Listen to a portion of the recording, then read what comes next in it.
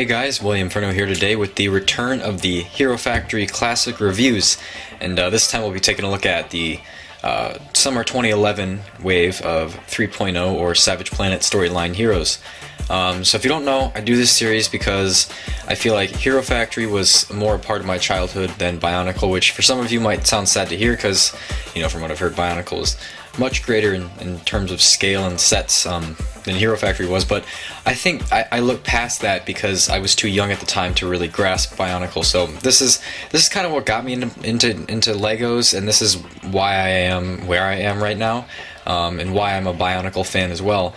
So I'm sorry if you dislike these sets and you don't want me to make these reviews, but I'm going to go ahead and do them anyway because I know a lot of people are in the same boat, or they just want to look at some sets that they didn't buy because maybe they thought they were cheap or bad at the time, but looking back on it, because I've heard a lot of people say I should have bought this, I should have bought that, they have a lot of nice parts. So yeah, I'll just take a minute out of this video just to explain to you why I'm doing these, and now we'll get into them. So these are the 3.0 heroes. These are the 6 standard size hero sets for summer 2011. This is the 3.0 line.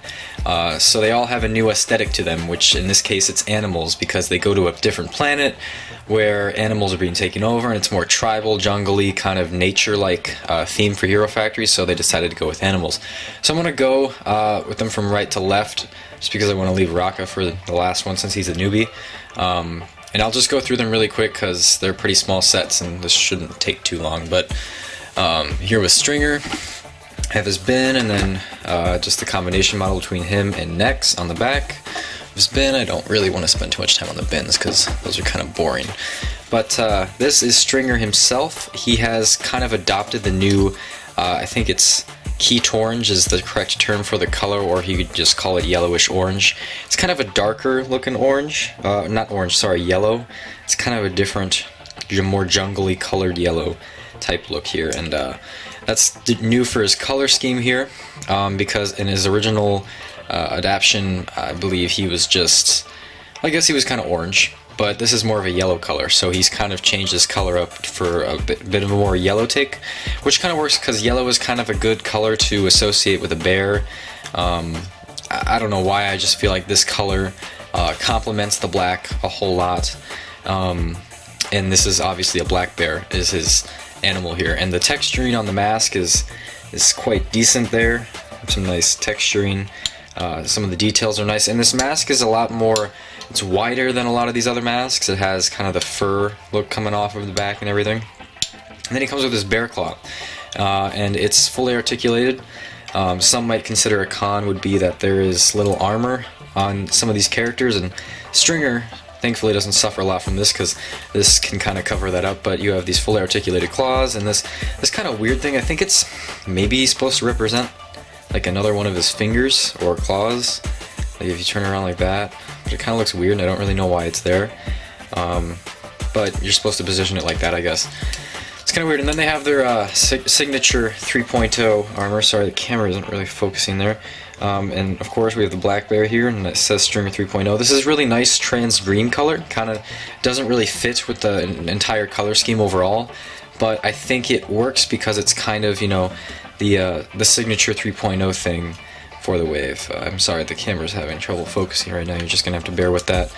See what I did there. Bear with that. I'll kill myself. Anyway, there's no back coverage. Obviously, the standard Hero Factory 2.0 and 3.0 sets, and even into the breakout line and further on, Lego didn't really do much with the back coverage, lower legs and everything.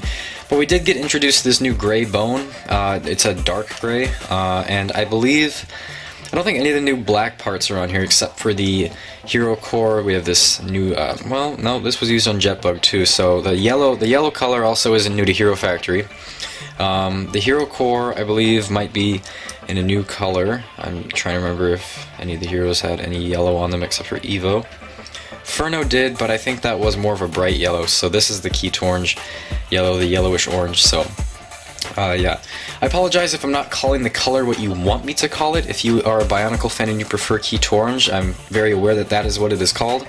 But I might just call it yellowish orange, if that's okay with you. So, yeah. And then obviously we have the mask and everything, which I already went over, and then the standard 2.0/3.0 heads, which connect through these. So you can, very customizable characters here. Oops, with the 2.0 and 3.0 guys, you can really go all out if you want to.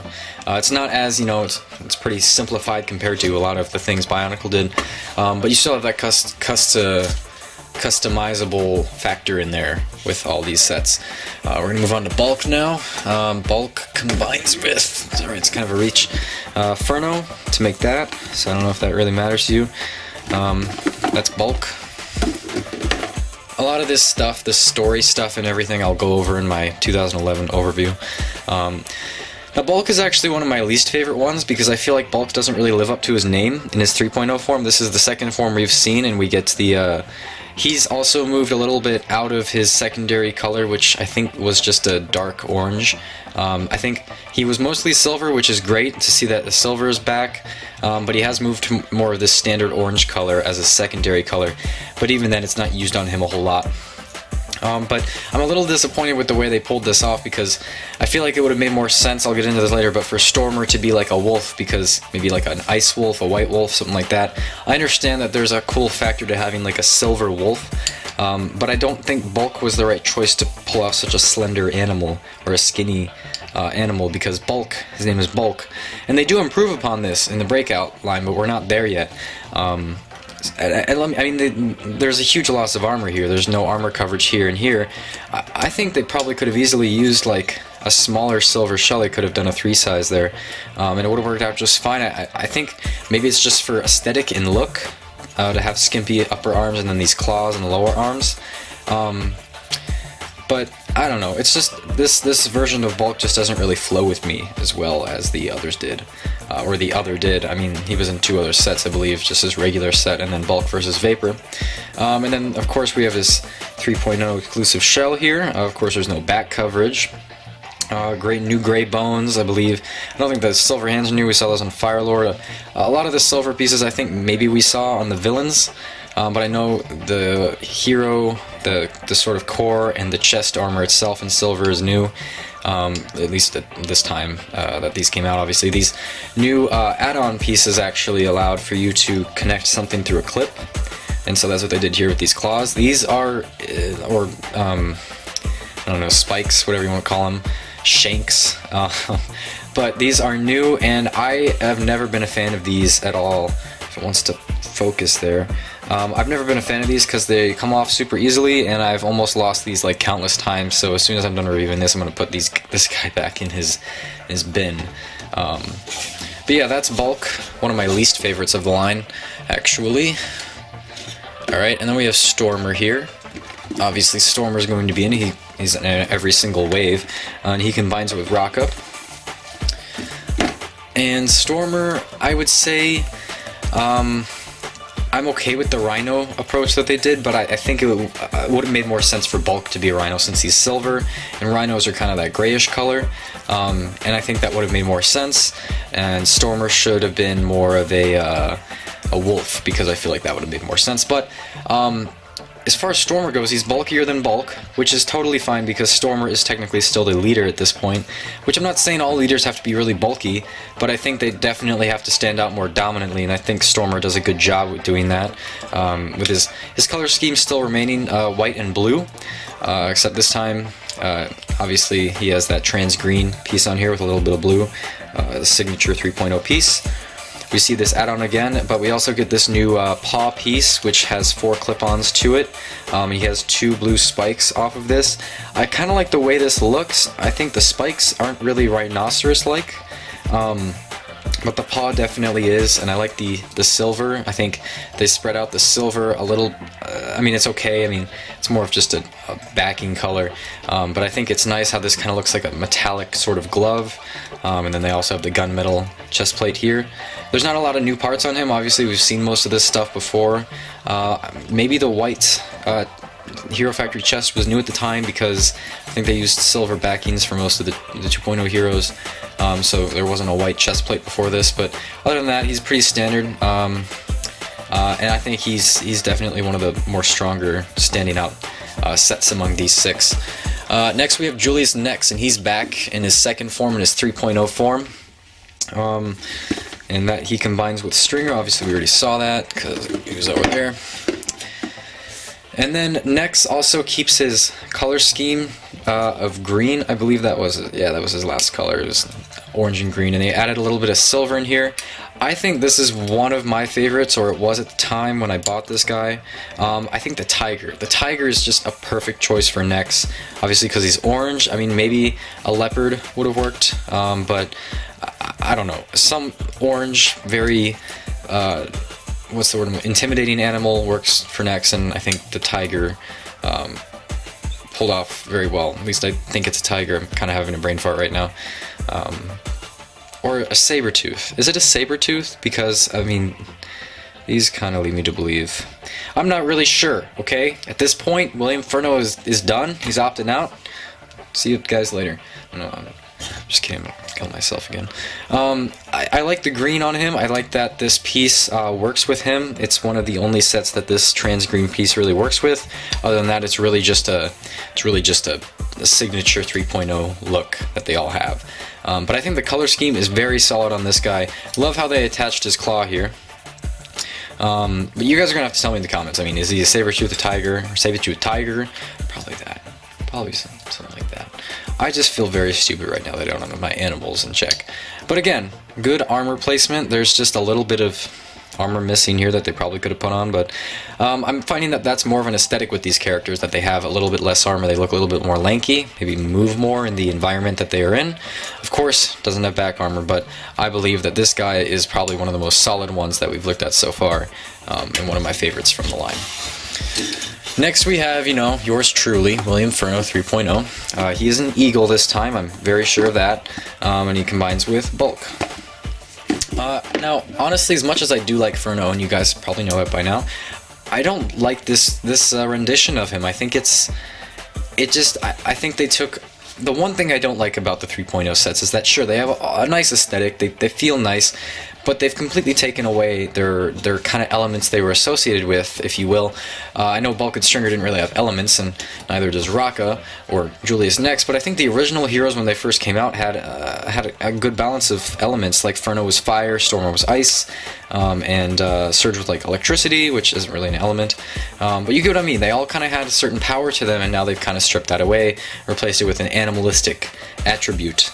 In this case it's Furno's, and I think Furno is a decent choice for an eagle, though I'm not sure that's the first thing I would think of when I thought of putting animal traits on these characters, but I think the eagle works out just fine. Again, it's not one of my favorites, and I think he could have done with more armor, but again, I feel like it's part of his aesthetic with all the other characters to be lanky. And the wings look nice, these new talon parts, they're used as talons in some cases, but they work as wings too. But overall, I mean he has a kind of a cool bow thing here, but it doesn't shoot anything, it doesn't look like it can. And of course he has this trans green piece right here. But you know, overall, I think he's average compared to the other Furno renditions, and I think he's average in all in this line compared to the other 5 heroes that we got. Now we have Raqqa, and Raqqa was one of my favorites when it came out, obviously because he's gold.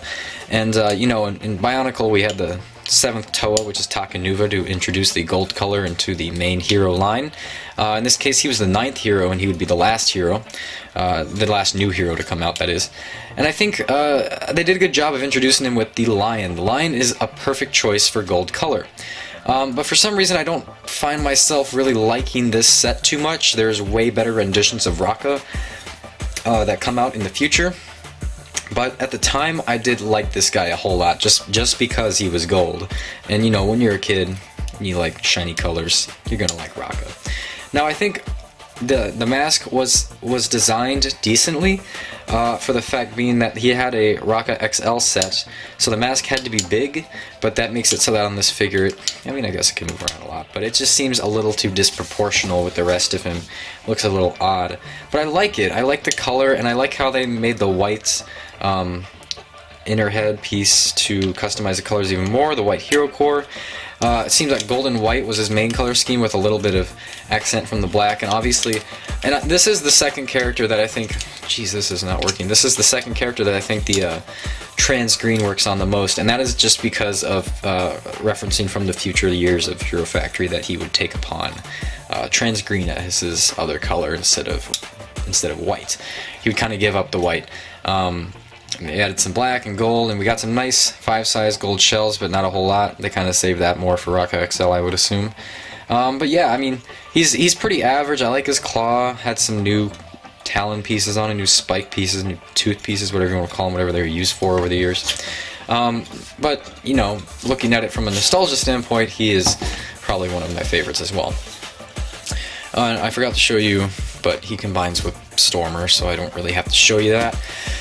So I think overall, the wave entirely fits together more than the 2.0 wave did, because I feel like they all have their own animalistic trait, but they all feel like a team, and I think LEGO pulled that off very well. I remember last wave, they all kind of had the ice blaster, some form of an ice blaster, or in Breeze's case, just kind of saws and spikes.